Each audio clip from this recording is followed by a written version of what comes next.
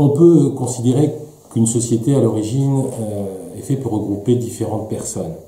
On peut trouver une société qui a pour vocation d'acquérir de l'immobilier, immobilier agricole en ce qui nous concerne, GFA, groupement foncier agricole, ou groupement foncier rural, GFR, lorsque l'on regroupe à la fois des terres et des bois.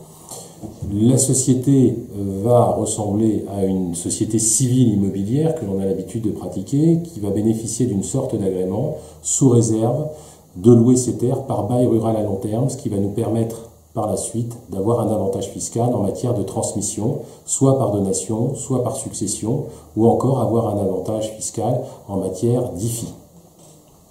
Ces sociétés, GFA ou GFR, ne peuvent pas avoir pour associés des personnes morales. Elles s'adressent qu'aux personnes physiques et peuvent avoir un rôle important dans le cadre d'une transmission. Transmission à des enfants, voire une association avec des tiers, lorsque les personnes qui souhaitent s'installer en agriculture n'ont pas la capacité financière pour acquérir l'ensemble du foncier.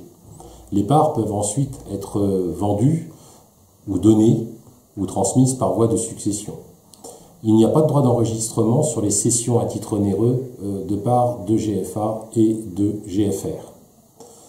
On a d'autre part les sociétés à vocation agricole pour l'activité, telles que la SCEA, le ARL, le GAEC, qui ont pour but de regrouper différents agriculteurs ou non-agriculteurs, simplement des personnes qui peuvent intervenir dans la société en vue d'apporter par exemple un financement.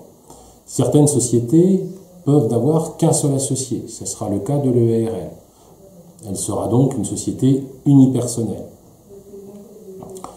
Le lien souvent entre ce GFA et ces sociétés agricoles va se trouver au terme d'un bail, qui peut être un bail de 9 ans, mais l'objectif, encore une fois, est d'aller chercher l'avantage fiscal par le biais d'un bail à long terme.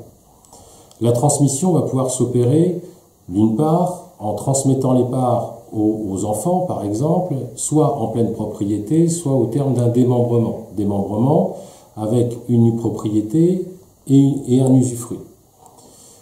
Cette opération peut se faire en une seule fois, ou peut au contraire se faire en plusieurs fois, de manière à petit amener l'un des enfants, par exemple, à rentrer dans l'exploitation agricole, alors même que les parents sont toujours en activité.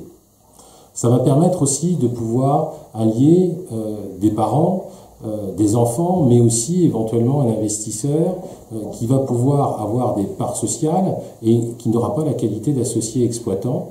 Et petit à petit, les associés exploitants pourraient par exemple acquérir à nouveau les parts sociales de celui qui n'intervenait qu'en tant que financier. On peut trouver aussi des acquisitions sous forme de SCI, tout simplement, sociétés civiles immobilières, qui ne vont pas bénéficier par contre de l'avantage fiscal. L'objectif de ces sociétés va être d'organiser l'avenir, va être de prévoir comment on va faire à long terme, voire à très long terme. Il est donc important de voir les choses sur une très longue durée et ne pas créer une société que pour quelques mois ou quelques années.